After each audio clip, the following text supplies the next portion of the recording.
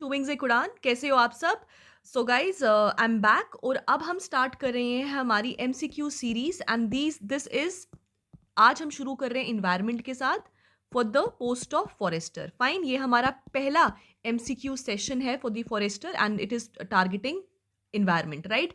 आज के लेक्चर में हम लोग बात करेंगे about different topics related to biodiversity, some terminologies उनके बारे में बात करेंगे हम, और साथ में हम एक आधा क्वेश्चन देखेंगे ऑन क्लाइमेट चेंज। सो ये सारे के सारे आपके फॉरेस्टर के पॉइंट ऑफ व्यू से these are very important topics. ठीक है, तो शुरू करते हैं। सबसे पहला क्वेश्चन है, which of the following black necked crane, cheetah, flying squirrel और the snow leopard, which of the following are naturally found in India? ठीक है, देखते हैं। ब्लैक नेक क्रेन की अगर हम बात करें तो हमको पता है that the black necked crane prior to 2019 it was the state animal of Jammu and Kashmir, right? उसके बाद जब 2019 में J and K and Ladakh बना, और आज के टाइम पे लद्दाख का ये not state animal, bird of course, my bad. ठीक है, सो लद्दाख का ये स्टेट बर्ड जो है वो है, राइट? सो याद रखना, ब्लैक नेक क्रेन तो हमको पता है ये नेचुरली इंडिया में पाया जाता है। It is basically an endemic species और endemic to the Tibetan plateau, right? वहाँ की ये एक एंडेमिक स्पीशी है। अगर बात करें वाइल्ड लाइफ प्रोटेक्शन एक्ट, सो वाइल्ड लाइफ प्रोटेक्शन एक्ट के under, wild life protection act 1972 के under it comes under the schedule 1, right? वहीं अगर मैं बात करूँ आपके साइट्स की, तो साइट्स में it comes under appendix 1, right? So it is under high protection. ठीक है, ओके, नेक्स्ट है चीता। सो गाइस, क्या चीता हमारे यहाँ पे नेचुरली फाउंड होता है? सो देखिए, अगर ये क्वेश्चन आपको 2020-21 से पहले आता तो ये इसका आंसर नहीं होता, बट आज के टाइम पे तो ऑब्वियसली चीता हमारे यहाँ पे मिलता है, राइट? चीता कहाँ मिलता है? अभी हाल ही में हम लोगों ने अफ्रीकन चीता अफ्रीकन चीता को इंट्रोड्यूस किया है इंडिया में। ठीक है, सो ऑब्वियसली हमको चीता भी पाया जाता है। Now one thing which you need to remember is, अगर आपको पूछा जाए क्या चीता इंडिया में मिलता है, तो हाँ जी मिलता है। अगर पूछा जाए एशियन चीता, एशियाटिक चीता, तो याद रखना उसका आंसर नो होगा। क्यों? क्योंकि हमारे यहाँ पे अफ्रीकन चीता पाया जाता है। एशियन चीता हमारे यहाँ पे 1950s में ही एक्सटिंक्ट हो गया था। It was the first wild cat to be extinct in India. ठीक है, वाइल्ड से ये एक्सटिंक्ट हो गया था। फिर हम लोगों ने इसको अंडर प्रोजेक्ट चीता इसको री इंट्रोड्यूस किया है चीता को। So we have reintroduced cheetah but introduced African cheetah, क्योंकि this is new to us. ठीक है, और चीतास जो है वो आपके बहुत ज्यादा न्यूज में भी रहे हैं। ठीक है, ये चीज जो है वो आप याद रखिएगा। अनदर पॉइंट याद रखिएगा, अफ्रीकन चीतास को कौन से नेशनल पार्क में इंट्रोड्यूस किया था? So it was Kuno national park which is in Madhya Pradesh. देखो, मैं आपको फिर से बोल रही हूं, आपको अपने पेपर के लिए national parks, wild life sanctuaries, biosphere reserves, इसी के साथ टाइगर रिजर्व्स, ये आपको पता होने चाहिए। ठीक है, हाउएवर हम अपने हर लेक्चर सीरीज में will be discussing about it also. ठीक है, सो याद रखना, Kuno national park which is in Madhya Pradesh, वहां पर ये इंट्रोड्यूस किए गए थे। एक और चीज याद रखना, अभी हुआ नहीं है बट गवर्नमेंट जो है वो डिस्कस कर रही है, ठीक है, रादर प्लानिंग कर रही है कि कूनो नेशनल पार्क के जो चीताज हैं, अफ्रीकन चीताज हैं, उनको ट्रांसलोकेट किया जाए at the Gandhi Sagar sanctuary. ठीक है, सो अगर पूछा जाए where is Gandhi Sagar sanctuary, so it is also in the state of Madhya Pradesh. ठीक है, सो हमने इसमें आपके चीता को भी डिस्कस कर लिया और हमने आपके नेशनल पार्क और आपके एक वाइल्ड लाइफ सेंचुरी को भी डिस्कस कर लिया है। ठीक है, अब आते हैं जी तीसरे वाले पे। तीसरे वाले का है कि भैया फ्लाइंग स्क्विरल क्या इंडिया में मिलती है? ऑफ कोर्स मिलती है, हमको पता है अरुणाचल प्रदेश में आपका नामदफा जो है नेशनल पार्क है। ठीक है, नामदफा नेशनल पार्क है which is also a tiger reserve of course. ठीक है, कहाँ पे है जी? अरुणाचल प्रदेश में है, वहां पर ये पाई जाती है। सो flying squirrel is also naturally found in India. ठीक है। नेक्स्ट आता है आपका स्नो लेपर्ड। अच्छा, अब ये मत कहना कि चीता नेचुरली तो नहीं मिलते। देखो हमने यहाँ पे ट्रांसलोकेट कर ली है, अब चीतास ने आगे बच्चे भी दे दिए, तो ऑब्वियसली अब ये नेचुरली यहाँ पे फाउंड होता है। ठीक है, सो इंट्रोड्यूस किए but now they are part of the ecosystem. ठीक है, अब आता है जी स्नो लेपर्ड। क्या स्नो लेपर्ड मिलता है? ऑब्वियसली हमने अपने लेक्चर सीरीज में डिस्कस किया है कि जो स्नो लेपर्ड है वो स्टेट एनिमल है। ये स्टेट बर्ड था, ये स्टेट एनिमल है लद्दाख का end of course Himachal Pradesh का, तो स्नो लेपर्ड भी पाया जाता है। ठीक है, सो क्या आंसर हुआ? तो भैया 1 2 3 and 4 all of the above इसका आंसर हो गया। ठीक है, चलो नेक्स्ट वाले पे। Question number 2, which of the following can be threats to the biodiversity of geographical area? Okay, अब सबसे पहले ना biodiversity, right? Bio means life and the different diversities of the living organisms, उसको हम बायोडाइवर्सिटी बोलते हैं। ठीक है, अब सिंस हम लोग बात कर रहे हैं थ्रेट्स के बारे में, तो याद रखना बायोडाइवर्सिटी के ना 4 मेन थ्रेट्स माने जाते हैं। 4 main threats known as the evil quartet. Important, right? What are these? Number 1, first is habitat fragmentation, मतलब loss of habitat, fragmentation. ठीक है, fragmentation first. Number second is your क्या कहते हैं उसको, this co-extinction. Number second is co-extinction. Third is over exploitation. Third, और fourth है invasive alien species. दोस्तों अगर आप चाहते हो मुझे बताना, मैं इन्वेजिव एलियन स्पीशीज जो भी न्यूज़ में रही थी मैं उनके ऊपर एक सेपरेट लेक्चर बनाऊंगी, क्योंकि बायोडाइवर्सिटी आपका एक्सप्लिसिटली मेंशन किया हुआ है सिलेबस में। ठीक है, सो याद रखना these 4 are the evil quartet, आपको डायरेक्टली पेपर में पूछ सकते हैं। ठीक है, और एक और चीज, क्योंकि आपका जेकेएसएसबी को आदत है, तो याद रखिएगा इविल क्वार्टेट को कॉइन किसने किया था? The term evil quartet was coined bye Jared diamond. ठीक है, सो जेरेड डायमंड ने इसको कॉइन किया था। सो अगर हम देखें, राइट, अब देखो यहां पर ये हमने डिस्कस किया इविल क्वार्टेट। ठीक है, तो अगर आपको पूछेंगे भैया इविल क्वार्टेट क्या है, तो यहां पे लिखा होगा what are the evil quartets, quartet of biodiversity. इधर आपको सिर्फ थ्रेट्स पूछे, तो ग्लोबल वार्मिंग क्या थ्रेट है? ऑब्वियसली है, क्योंकि इसी से तो हैबिटेट फ्रेगमेंटेशन होगा, हैबिटेट लॉस होगा। Fragmentation of habitat of course हमने अभी डिस्कस किया। Invasive alien species of course हमने डिस्कस किया। प्रमोशन ऑफ वेजिटेरियनिज्म, क्या ये होगा? ऑब्वियसली नॉट, मतलब हमारे आंसर्स हो गए 1 2 3। सो 1 2 3 option A is the right answer. ठीक है, अगर आपको यहां पे इविल क्वार्टेट पूछा होता तो उसमें फिर ग्लोबल वार्मिंग नहीं आता, क्योंकि इविल क्वार्टेट में जो हमने 4 डिस्कस किए हैं सिर्फ वही आते हैं। ठीक है, लेकिन थ्रेट होगा तो ग्लोबल वार्मिंग भी आएगा। ठीक है, I hope I am clear on this.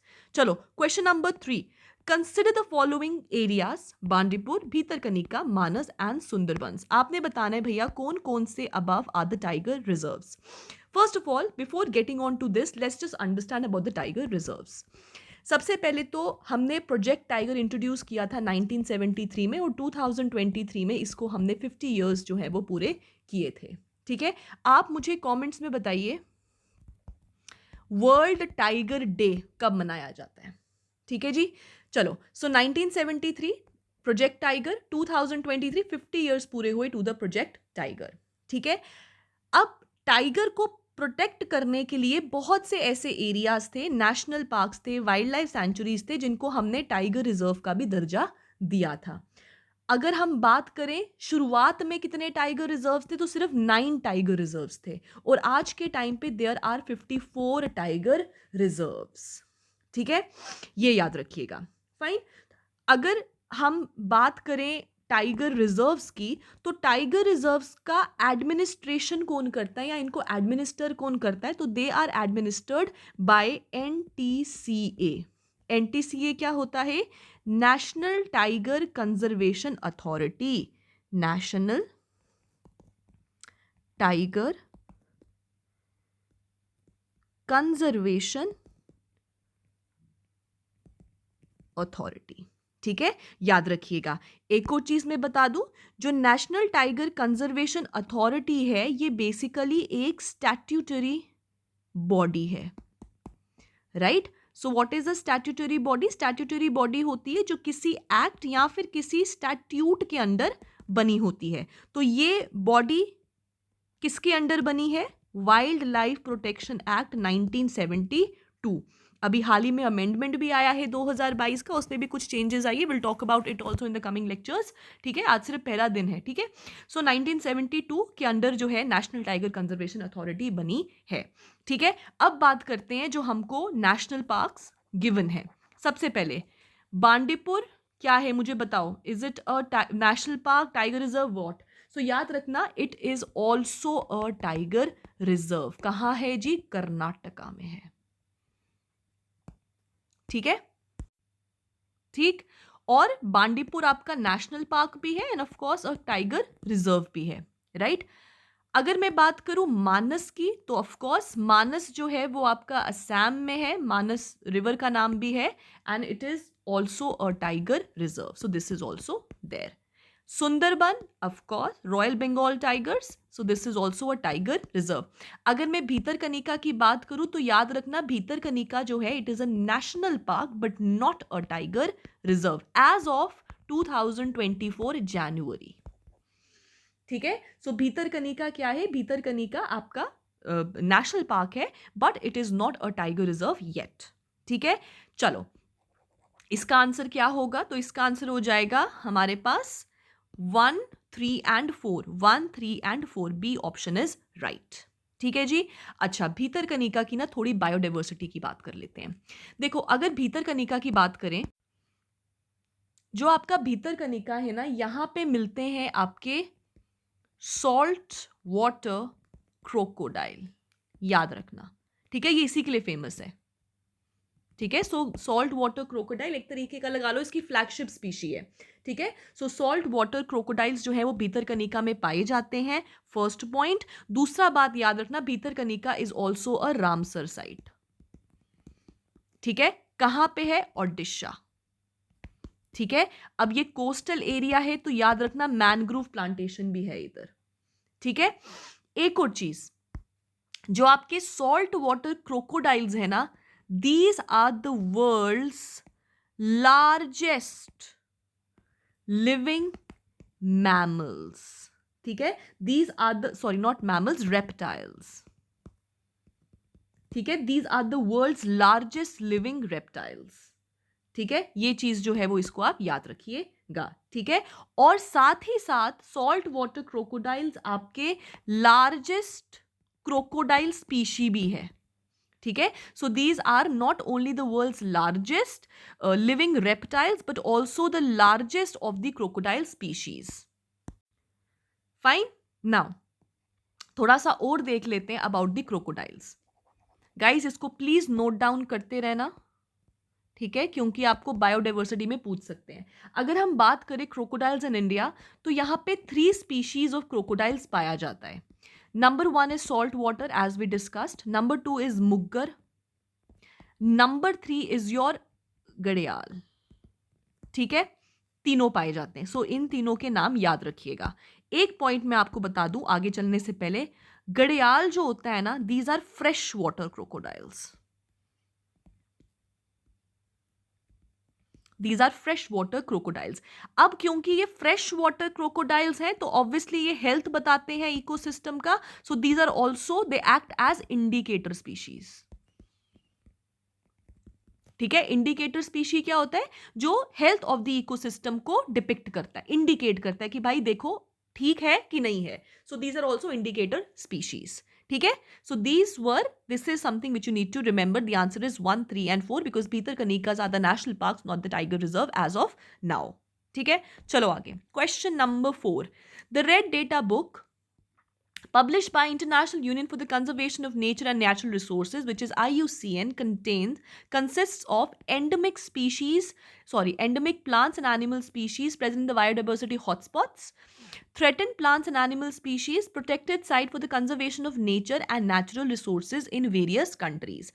तो देखो जो IUCN है ना, it has nothing to do with the endemic plants and animals, क्योंकि ये बताती है कौन कौन से एनिमल्स एंड प्लांट्स आपके थ्रेटन्ड हैं. ठीक है, सो इसका आएगा option number 2. It does not work with endemic plants, ऐसा कुछ भी नहीं है. ठीक है, सो ये बेसिकली बताती है कौन कौन से आपके नियर थ्रेटन्ड है, कौन से वल्नरेबल हैं, कौन से एंडेंजर्ड है, क्रिटिकली एंडेंजर्ड है. सो ये basically threatened plants and animal species कौन कौन सी है. ठीक है, so it is option number 2 only. ठीक है जी, चलो आगे. Question number 5. The Miyawaki method is well known for what?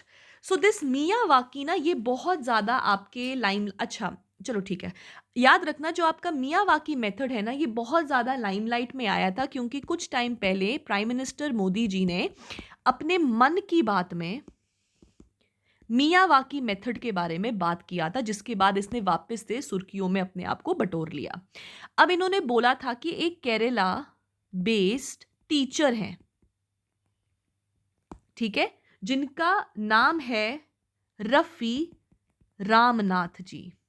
ठीक है, रफी रामनाथ जो बेसिकली एक केरला बेस्ड टीचर है, उन्होंने मियावाकी मेथड को यूज करते करते एक बैरन लैंड को मिनी फॉरेस्ट में कन्वर्ट कर दिया. Right, so Miyawaki method basically है क्या? It is basically urban afforestation. Very very important. ठीक है, सो ये क्या हो गया? ये आपका अर्बन ए फॉरेस्ट्रेशन होता है. अब जरा ऑप्शंस पढ़ते हैं. प्रमोशन ऑफ कमर्शियल फार्मिंग बिल्कुल भी नहीं. Development of gardens using genetically modified बिल्कुल भी नहीं. Creation of mini forest in urban areas बिल्कुल सही. सो मियावाकी मेथड होता है अर्बन ए फॉरेस्ट्रेशन की कैसे आप मियावाकी को यूज कर कर बैरन लैंड के ऊपर जो है वो फॉरेस्ट को उगा सकते हैं. ठीक है, ये भी आपका जो है इसमें भी बहुत प्रोसीजर्स होते हैं, और मियावाकी अगर इतना अच्छा है तो हम यूज क्यों नहीं करते? क्योंकि ये बहुत ही कॉस्टली होता है. राइट, इसीलिए it is not that easy to implement Miyawaki everywhere. Right, अगर मियावाकी की बात करें, सो मियावाकी का नाम मियावाकी इसीलिए है क्योंकि this method was put forward bye Akira Miyawaki. इसीलिए उन्हीं के नाम के ऊपर इसका नाम मियावाकी मेथड है. ठीक है, सो मियावाकी मेथड इसको याद रखिएगा, और ये बेसिकली एक जापानीज बोटैनिस्ट है. ठीक है, so he is basically a botanist and he is a Japanese botanist, that is Akira Miyawaki, जिन्होंने मियावाकी मेथड दिया था, which is urban afforestation. ठीक है, चलो आगे. Next up question number 6. Which of the following best describes the term green washing? चलो पहले समझ लेते हैं. ग्रीन वॉशिंग, देखो जब भी हम ग्रीन शब्द सुनते हैं इट मीन्स इन्वायरमेंट फ्रेंडली. ठीक है, और अब के टाइम पे इतनी अवेयरनेस तो आ गई है that we all look for environment friendly objects, like environment friendly हम लोग चीज़ों की तरफ जाते हैं. ठीक है, हम उन्हीं चीज़ों को यूज़ करना तो इन्वायरमेंट फ्रेंडली हो, इतनी हम सब में अवेयरनेस आ गई है. अब क्या होता है, ये बेसिकली वो इल प्रैक्टिस है, नॉट बेसिकली एक इल प्रैक्टिस है, बट इट इज़ बेसिकली जिसमें आप एक फॉल्स इंफॉर्मेशन देते हो. फॉर एग्जाम्पल, एक कंपनी है, वो अपने प्रोडक्ट्स बना रही है, ठीक है, और वो अपने प्रोडक्ट्स को बेच रही है ये बोल के कि वो इन्वायरमेंट फ्रेंडली हैं, बट इन रियलिटी वो इन्वायरमेंट फ्रेंडली नहीं है, उसको बोलते हैं ग्रीन वॉशिंग. ठीक है, so it is basically false information of the products claiming them to be environment friendly but in reality they are not. ठीक है जी, ये हो गया ग्रीन वॉशिंग. अब इसी के साथ हम एक और टर्मिनोलॉजी को समझ लेते हैं, नोन एज ब्लू वॉशिंग. ठीक है, नोन एज ब्लू वॉशिंग. ठीक है, ब्लू वॉशिंग होता है जब कोई कंपनी बोले कि हम अपनी कमाई का कुछ हिस्सा जो है वो सोशल वेल बीइंग में दे रहे हैं, ठीक है, हम उसको सोशल प्रैक्टिसेस कर रहे हैं, सस्टेनेबल यूज को प्रमोट कर रहे हैं, इस तरीके से अपने प्रोडक्ट्स को जब बेचते हैं तो बोलते हैं कि हमारा कुछ हिस्सा जो है वो इन्वायरमेंट फ्रेंडली या फिर सोशल वेलबींग के लिए हम लोग इन्वेस्ट कर रहे हैं। बट इन रियलिटी जब ऐसा नहीं हो उसको बोलते हैं ब्लू वॉशिंग, ठीक है। सो अगर आपको पूछा जाए environment related false information, that is green washing, and social practice related wrong information is blue washing also। ये जो ब्लू वॉशिंग है ना, ये आपका बेसिकली इन्वायरमेंट भी हो गया, इकोनॉमिक भी हो गया, right. Green washing is particularly environment, ठीक है। सो अगर मैं बात करूं ग्रीन वॉशिंग की तो ये क्या हो गया, conveying false impression that a company's products are eco friendly and environmentally sound. तो पहला ऑप्शन ही सही हो गया, ठीक है। सो आप गलत इंफॉर्मेशन दे रहे हो और गलत इंफॉर्मेशन के साथ लोगों को आगे अपने प्रोडक्ट्स को बांट रहे हो, ठीक है जी। चलो आगे, question number 7, which of the following are true for microplastics, it is less than 5 mm in length. Number 2, secondary microplastics caused by exposure of sun's radiation and ocean waves। अच्छा याद रखना 5 mm डायामीटर, 5 mm डायामीटर, मैं यहाँ पे इसको ना cross करके diameter कर देती हूँ, ठीक है। याद रखना माइक्रोप्लास्टिक्स वो होते हैं जो लेस देन 5 mm का जिनका डाया होता है, याद रखना डायामीटर है, रेडियस नहीं है, ठीक है। जिनका 5 mm से कम का थिकनेस हो हम उनको बोलते हैं कि वो माइक्रोप्लास्टिक्स होते हैं, ठीक है। तो पहला ऑप्शन तो हो गया जी सही। दूसरी चीज याद रखना, माइक्रोप्लास्टिक्स दो प्रकार के होते हैं, एक होते हैं प्राइमरी माइक्रोप्लास्टिक्स और एक होते हैं सेकेंडरी माइक्रोप्लास्टिक्स। प्राइमरी माइक्रोप्लास्टिक्स होते हैं जो डायरेक्टली इन्वायरमेंट में रिलीज हो जाते हैं, ठीक है। अब आप बोलोगे माइक्रोप्लास्टिक्स कहाँ से हुए, आपकी प्लास्टिक बॉटल्स हैं, आपके कॉस्मेटिक के प्रोडक्ट्स हैं, ठीक है, आपके फेस वॉशेस हैं, या फिर आपके कोई भी छोटी छोटी चीज़ें होंगी जिससे माइक्रोप्लास्टिक आराम से जो है डायरेक्टली इन्वायरमेंट में रिलीज हो सकता है। सेकेंडरी प्लास्टिक्स होते हैं जब कभी भी प्राइमरी प्लास्टिक डिग्रेड हो जाए और छोटे छोटे प्लास्टिक्स में बट जाए less than 5 mm of diameter, उसको बोलते हैं secondary microplastic. So primary microplastic directly into the environment, however secondary microplastics are primary microplastics also, या फिर प्राइमरी प्लास्टिक्स ओनली जो with the period of time degrade हो जाते हैं, ठीक है। अब दूसरा option, secondary microplastics caused by exposure to sun's radiation and ocean waves. अब मुझे बताओ डिग्रेड कैसे होंगे। ऑब्वियसली सन की radiation is one of the primary source and ocean waves are also one of the primary source for degradation, ठीक है। तो ये ऑप्शन भी बिल्कुल सही होगा। So 1 and 2 options are correct, ठीक है। चलो next question. Okay, it says Gharana wetland, which is notified in the important bird area, is located in which of the following states?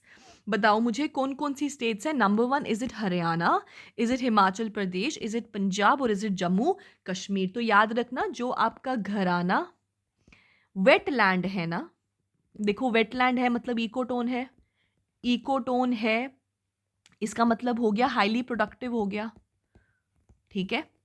सो जो आपका घराना वेटलैंड है ये आपका जम्मू रीजन में पाया जाता है, that is your Jammu and Kashmir, and this is one of the most important areas और हैबिटैट्स, ठीक है, for what, for residential birds,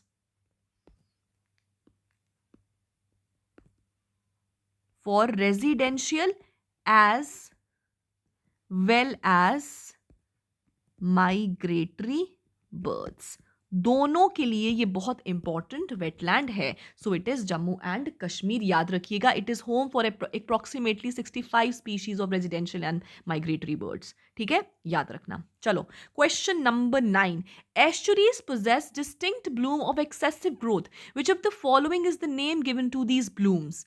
Red tides, sea tides, black tides और sea flowers। देखो एक्सेसिव ग्रोथ कहाँ पढ़ा था हमने? एक्सेसिव ग्रोथ के बारे में पढ़ा था हमने एल्गल ब्लूम के बारे में, राइट? सो याद रखना, एस्चुरीज बेसिकली होती है क्या है, where the fresh water means the salt water, right? That is called as an estuary, right? अब एस्चुरी है क्योंकि फ्रेश वाटर भी आ रहा है, सॉल्ट वाटर भी आ रहा है, तो ऑब्वियसली न्यूट्रिएंट का ज़्यादा जो है फ्लो रहेगा, जिसकी वजह से एक्सेसिव ग्रोथ हो जाता है, जिसको हम एल्गल ब्लूम कहते हैं। और जब कभी भी ये algal bloom harmful algal bloom बन जाए तो it is dangerous for the ecosystem. This harmful algal bloom is called red tide. Red tide कहते हैं इसको, ठीक है? अब एक और चीज याद रखना, आप इसकी फोटो भी चाहो तो देख सकते हो ना, ये बहुत न्यूज में रहा था हाल ही में। सी लायंस बहुत मात्रा में पाए गए थे dead on the coast of California, right? So इसीलिए याद रखना। एंड और ये आपका एक स्टैटिक का के पॉइंट ऑफ व्यू से भी इंपॉर्टेंट है और करंट अफेयर के पॉइंट ऑफ व्यू से भी इंपॉर्टेंट है फॉर एनवायरमेंट, ठीक है? सो इसको रेड टाइड को रेड टाइड क्यों कहते हैं? क्योंकि इनका ना एक रेड कलर हो जाता है, ठीक है? वो रेड कलर क्यों होता है? वो रेड कलर होता है बिकॉज ऑफ डाइनो फ्लैजेलेट गॉन्यूलेक्स। मैं इसको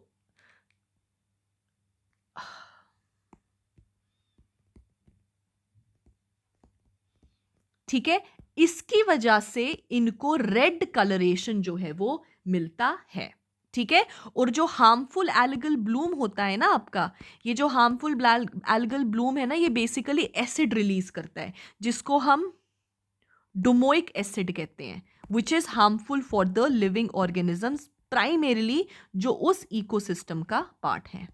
इसीलिए जो है आपके जो ऑर्गेनिजम्स हैं वो आहिस्ता आहिस्ता मरना शुरू कर देते हैं, the water becomes dangerous for them, ठीक है जी? सो इसको याद रखिएगा। चलो आगे चलते हैं। Next is Rotterdam convention was adopted in which of the following year? Which of the following year? इसको काट डालिए, ठीक है? 96, 98, 2002, 2004। रॉटरडैम कन्वेंशन जो है ना, ये बेसिकली डील करता है ट्रांस बाउंड्री मूवमेंट ऑफ आपका हजार्डस केमिकल्स, ठीक है? हजार्डस केमिकल्स, मटीरियल्स, उनके ट्रांस बाउंड्री ट्रेड या मूवमेंट के साथ डील करता है रॉटरडैम कन्वेंशन, ठीक है?